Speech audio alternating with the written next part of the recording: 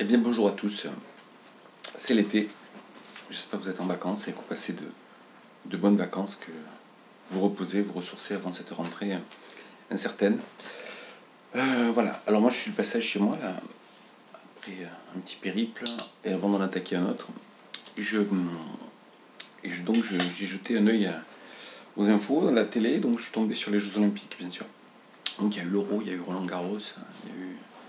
Voilà, et là maintenant c'est les JO, donc je me délecte du spectacle sportif, notamment des activités rares qu'on peut y voir, comme le plongeon, ou le tir à l'arc, ou multiples choix variés qu'on n'a pas l'habitude et qui nous surprennent un peu dans le spectacle qu'ils proposent et dans ce qu'on peut constater comme performance, comme niveau de performance. Alors bien évidemment, le spectacle sportif est beau, est rare, est exceptionnel, nécessite clairement des milliers d'heures d'entraînement, l'acquisition d'une culture, de gestes parfaits. On peut faire des heures de répétition, enfin vraiment, j'allais dire une aliénation corporelle, mais une passion aussi, un régal qui peut naître au début, puis un goût de challenge et l'envie d'être le meilleur. À Jeux Olympiques, revenons pas à la Grèce antique, ni à ce bon vieux baron. Voilà, donc le spectacle sportif est plaisant, c'est vrai. Mais clairement, on est loin de l'EPS. Qui peut proposer de telles conditions dans ses cours? Qui peut arriver à viser à ce niveau-là? Viser ce niveau-là, même en AS, c'est à part tomber sur des gamins qui sont déjà pratiquants à l'extérieur, mais alors là, quelle est notre vraie responsabilité? Donc le spectacle sportif, c'est justement un spectacle, hein, un peu à l'instar des jeux du cirque, sans les lions, hein, bien sûr, et sans la mise à mort, quoi qu'elle est symbolique, hein, pour reprendre des écrivains célèbres, mais je réfléchissais et je me disais aussi, en regardant, qu'il y a des sports californiens, comme on les appelait comme ça quand j'étais jeune étudiant, comme le surf, le skate, qui maintenant ont fait leur apparition au JO. Alors je passe sur le foot, le tennis, où là on les voit tout le temps, toute l'année à la télé. Qu'est-ce qu'ils viennent faire là? Enfin, je veux dire, il faudrait pas que ce soit les professionnels qui viennent jouer, enfin, pas ceux qu'on a l'habitude de voir. Au tennis, je vois Djokovic qui va gagner, qui écrabouille tout le monde avec facilité. Voilà, bon, il va faire le méga grand chelem, mais c'est pas pour ça qu'on regarde les JO, c'est pas pour voir Djokovic qu'on voit toute l'année et qui est, voilà, ou d'autres, hein. Voilà. Pourquoi pas mettre la Formule 1, enfin, voilà. Les JO, c'est vraiment le spectacle des sports qu'on ne voit pas à mes yeux, voilà, ou pas assez.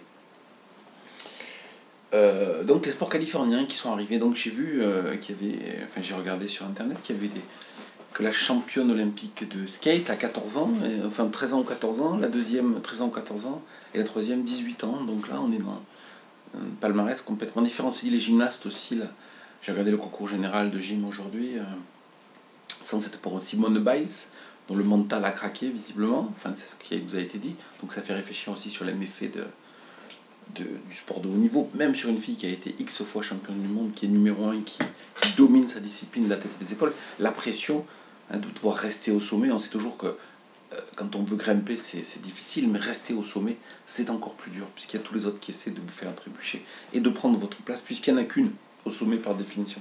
Donc tout ça, c'est un peu le contraire de l'EPS. Et donc je reviens sur les sports californiens qui arrivent là. Moi, je trouve ça terrible d'une certaine façon, que ce besoin de reconnaissance, d'existence, peut-être dans le monde piloté par le libéralisme, pour mieux vendre, on se prostitue, entre guillemets, en allant aux Jeux Olympiques pour être une discipline comme les autres. C'est une forme d'orthodoxie sportive que d'être au JO. Mais ce qui caractérisait le surf et le skate, par exemple, il y a déjà la planche à voile, donc ce qui caractérisait le surf et le skate, c'est ce côté sauvage, libre. Hein, un gars comme l'air d'Hamilton a toujours refusé la compétition. Hein. Il a toujours dit que c'est un état d'esprit. Comment ces activités là aussi, juger des vagues. Alors déjà tout ce qui est des activités artistiques, comme en gym, là j'avais du mal à comprendre les notes, comme en GR, comme en danse pour nous. Bon ben c'est très difficile. Alors juger du skate, là j'ai regardé quelques acrobaties, j'ai vu plus de chutes que de réussites. Enfin ce qui est surprenant, c'est comme si à la perche, lors des finales, il faisait que faire tomber les barres. Enfin voilà. Euh, Moi je trouve qu'il y a des sports qui n'ont pas leur place. Mais après, comment pourra-t-on nous vendre ça à nos élèves? Ils ont regardé, oh, monsieur, on a vu les JO, on peut. Enfin, non, on peut pas, c'est pas possible. Le décalage est trop grand. C'est pour ça qu'il faut se détacher du monde sportif.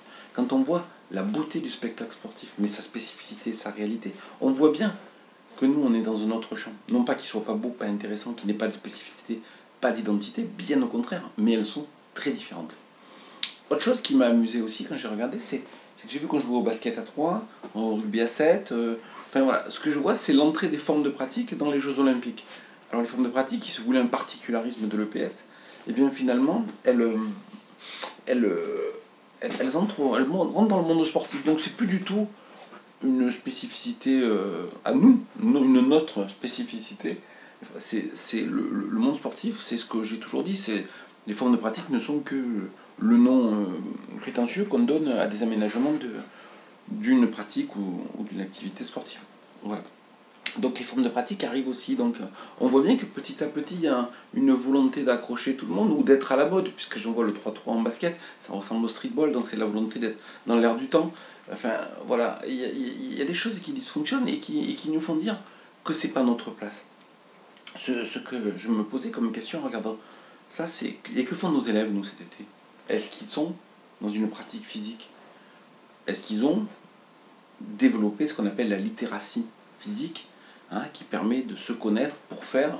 Est-ce que ce que leur a donné cette année, qui a été difficile en plus, comme l'an dernier, ces 2 dernières années difficiles, mais nous faisons exception de ces années de pandémie, est-ce qu'on leur a assez proposé des contenus qui leur permettent de s'occuper joyeusement de leur corps, de façon continue, de façon sécurisée, de façon agréable? Est-ce que cet été, nos élèves, pendant que nous, ou que le monde entier se réjouit devant des sportifs qui pratiquent et qui compètent devant des gradins vides aussi, est-ce que nos élèves, eux, vont faire un petit footing, vont se donner rendez-vous pour aller grimper, faire un match de volley sur la plage, improviser, se faire un peu de gainage? Est-ce qu'ils font ça? Est-ce qu'ils savent faire ça? Est-ce qu'ils ont envie de faire ça? Est-ce que c'est l'EPS qui leur a donné envie de faire ça? Parce qu'on voit bien que le spectacle qui leur est montré, qui est montré dans le spectacle, leur est inaccessible. Leur est inaccessible. À part pour un tout petit nombre, une élite. Mais pour l'élève lambda que j'étais, comme il y a partout, qui aime bien se dépenser, qui aime bien l'EPS, est-ce que l'été, je mets à profit ce que j'ai appris dans l'année? Ou est-ce que finalement, j'attends que ça revienne, et ce l'EPS et ce particularisme qu'on ne retrouve qu'à l'école? Voilà, qui n'est pas à la télé, qui n'est pas connu ailleurs. On ne fait pas de l'EPS. On fait ailleurs qu'à l'école. On fait des maths ailleurs qu'à l'école. On fait de l'histoire ailleurs qu'à l'école. On fait de la musique ailleurs qu'à l'école. Mais on ne fait pas de l'EPS ailleurs qu'à l'école. Ce qu'on fait ailleurs qu'à l'école, c'est du sport. Donc nous, on veut développer, moi je veux développer un entretien physique régulier, une prise en compte de soi et de sa corporéité qui favorise un épanouissement de chaque personne. Alors, est-ce que c'est ça qui se passe pour mes élèves cet été? C'est la vraie question que je me pose, que je leur demanderai à la rentrée s'ils ont eu une pratique, s'ils sont plu, s'ils sont délectés, si ça leur a apporté quelque chose, ou s'ils me parlent que des résultats, des recrutements des clubs de foot, du début du championnat de Ligue 1, des JO, de ce qu'ils ont pu voir. Ça veut dire bon, alors, je sais qu'il faut développer aussi des spectateurs, c'est intéressant, voilà. Mais si on ne peut pas développer que l'EPS ne peut pas être là que pour développer des spectateurs. Donc, qu'est-ce qu'ils ont fait eux? Même si je pense à l'AS aussi, qui est notre accrochage, notre maillon, notre chaînon manquant avec le sport. Mais est-ce que notre AS propose quelque chose qui correspond à ça aussi? Dans des petits gymnases où on se retrouve, où on attend le gardien, où les filets sont troués, est-ce qu'on a quelque chose qui a à voir? Est-ce que le spectacle qu'on nous montre là? Non. Non, pas du tout. Donc détachons-nous de tout ça. Apprenons à nous en réjouir, regardons-le avec plaisir, soyons même chauvin s'il faut, pour soutenir notre pauvre équipe de France qui parfois a des difficultés, ou notre belle équipe de France, notamment en judo, là j'ai vu récemment, en aviron, enfin là où, en escrime, voilà, où il y a des activités rares, où on se distingue, et là il faut valoriser ces sportifs-là, qui eux en sont vraiment, qui ont donné des heures pour en arriver là, quoi. Voilà. Et nous, recentrons-nous sur ce qui doit être le centre, le cœur de l'EPS. Hein. D'ailleurs, ça l'est, puisque finalement, le cœur de l'EPS, c'est le P. Le P, c'est le physique c'est notre corps. Donc, notre souci, encore une fois, quand je regarde le spectacle sportif, je me dis qu'on ne peut plus jouer à faire semblant d'eux, à d'imiter, à essayer d'être la grenouille qui veut être aussi grosse que le bœuf, hein, à faire de l'ersatz. Mais trouvons et posons notre particularisme, qui est cet épanouissement physique scolaire qui passe par une culture corporelle qui doit être développée à l'école, qui permettra à tous nos élèves de se retrouver après dans la joie de la pratique commune. Bonne fin de vacances à tous, c'est loin d'être la fin d'ailleurs, et à bientôt.